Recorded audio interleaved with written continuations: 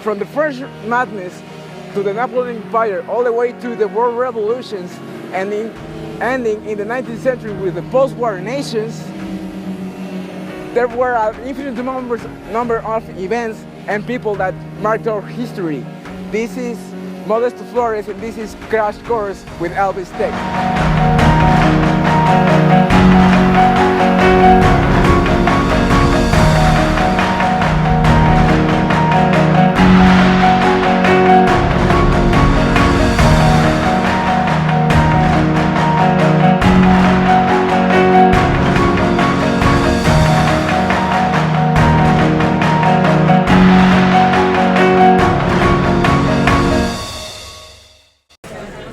First, we have to know what democracy and capitalism is.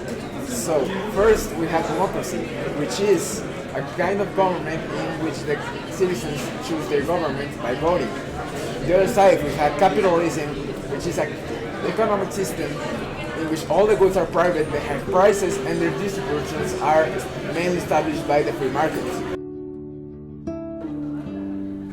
Oh, didn't see you there. Well, I'm gonna talk to you about the little things that democracy can do in your daily life, such as choosing a movie to go with your friends, until voting for the next president that will lead your nation. So an example for capitalism is, let's say that a kid wants to sell lemonade in the summer, so he takes the table, sets on the sidewalk of his street, and he starts selling the lemonade, right?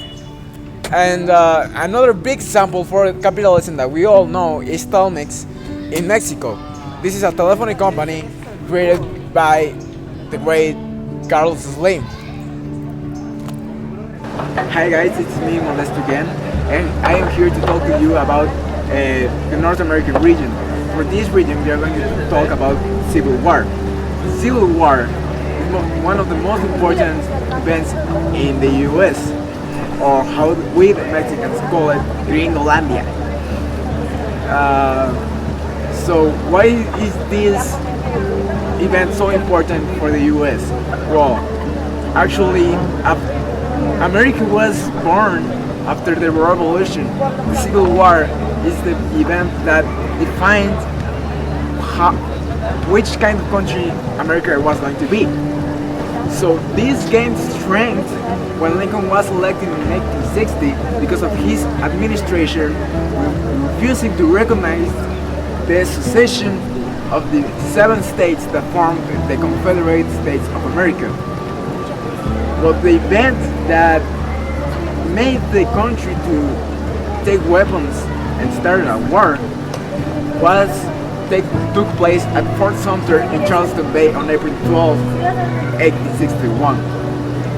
On this day, the Confederates opened fire to the Federal troops and forced them to put the American flag down in signal of surrender. So, the hard stuff began in the period from 1862 to 1865. During these periods, there were huge battles such as the ones in the states of Tennessee, Maryland, Virginia, Georgia, and Mississippi. During this period, Robert E. Lee's army got away from invasions by the Union Army of the Potomac, commanded ineffective generals until Ulysses S. Grant came to Virginia from the West Theater to become general of all the Union armies in 1864. So, after all the devastating battles during these periods, Grant finally brought Lee back to the Lake of Appomattox in April of 1865. Well, moving on, we're moving to the Latin American independences. In this case, we're going to talk about the world-famous Mexican independence, which by your fact, you know that in 1810, Miguel Hidalgo started all of this madness in Guanajuato with the Cry of Dolores. Now, some important days that we have to mention are the 1811 hang over the Granaditas of these 4 main characters that started all of this craziness, and they were hanged And then more other people get involved, more and more people got involved in this revolution, and now they build the basis for a better constitution. For example, the constitution of Amatzingan, which was the first one over the nation that should be all over the town and all over the country. So this was very important.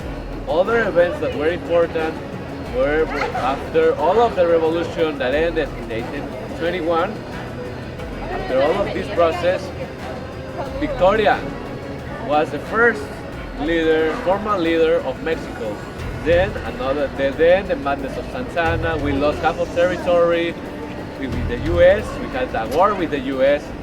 Then there was Benito Juarez, and we finally get with the Porfiriato at the late 19th century. This one was the one that changed Mexico for better in an economic way. So with that, we can get a capitalist nation with part, for example, Starbucks. That's part of capitalist economy. So if you don't mind me, I'm gonna get a Starbucks right now. Okay, so capitalism happened, and now, but Mexico wasn't a democratic country until after the 19th century. And today, it's not a. Let's say it's a democratic country, but Peña Nieto is not a good president.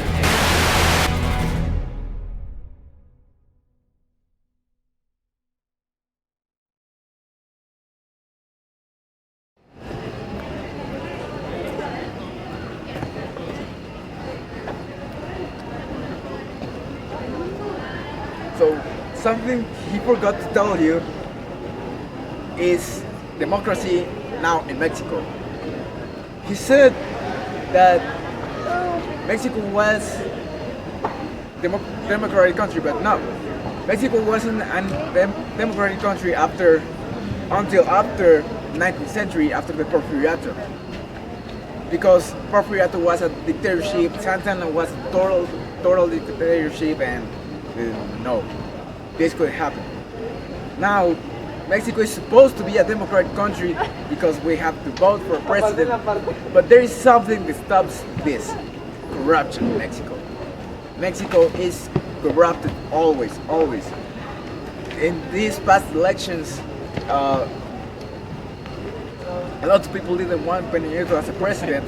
Guess what happened? Peña Nieto is a president today.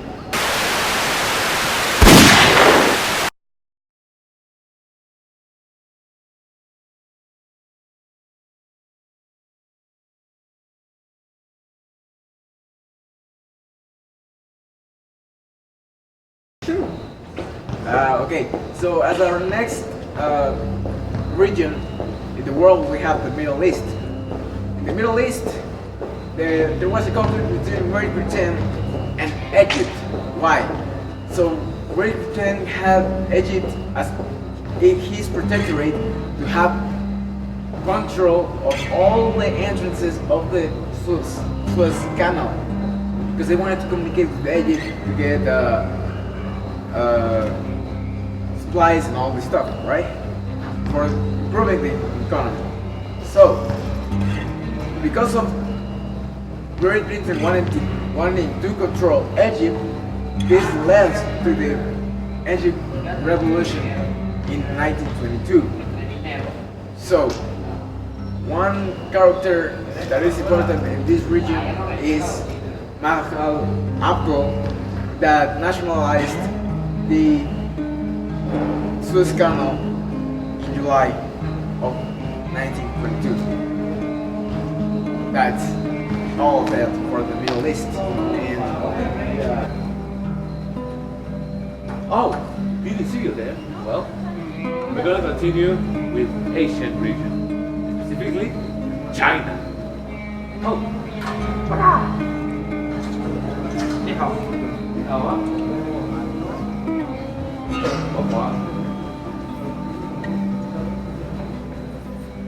Well, moving on, we're gonna talk about. Are you alright, man? Good. Well, moving on. The Qing dynasty was the last one under the power of Mr. Henry. This was the last one, the last emperor in the history because he screwed up really bad. With the US, there was a little conflict with some organizations by name Juan and Son. These two organizations were in battle with the US and proposed different democratic reformations for China that we know today as the Popular Republic of China. So this was really important in a step forward for the implementation of imperialism, capitalism, and all of that things. So by this, what I mean is that when the US was in the conflict with the Chinatown, there was no response or barely any response from the government because it was so weak that they couldn't make anything. So yeah, that's how sadly Mr. Henry screwed up everything. The great dynasties, you know, but then he screwed up real bad. Okay, good night, or good morning in your case. I'm here to talk to you about the African region. We are going to talk about specifically about the Boer War, right? So this war, the Boer War, happened between 1899 until 1902. The European resistance from the Boers angered the British, which responded by burning crops and forcing about 120,000 women and kids into detention camps, where the lack of food caused about 20,000 deaths. So in 1910, the British created an independent Union of South Africa, which combined the old Cape Colony and the Boer Republics. These new states will be a self-governing nation within the British Empire. The British agreed that only whites with a few prototype African would vote, which takes us to democracy.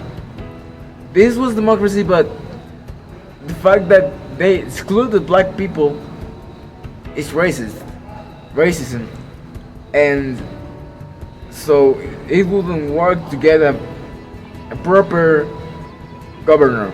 Why do I mean this? If a lot of people get excluded, then if they don't vote, they will disagree with the governor, and this is something grave. Well, I'm gonna talk to you about the Industrial Revolution in the zone of Europe. Now, this was really important for the development of the economy that we know today.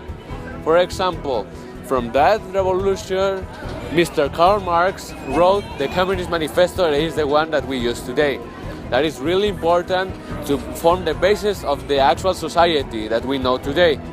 So, in Britain, it all started in the late 17th and 18th century, around the 1880s, and all of the investors had a lot of money, had a lot of resources, and with that combined after the outcome of the agricultural revolution, this helped to build up the basis for a new revolution, that it was the Industrial Revolution, and then would come the Second Industrial Revolution, that was the one that involved more machines and more manufacturing, but this was the first step for the construction of a new society.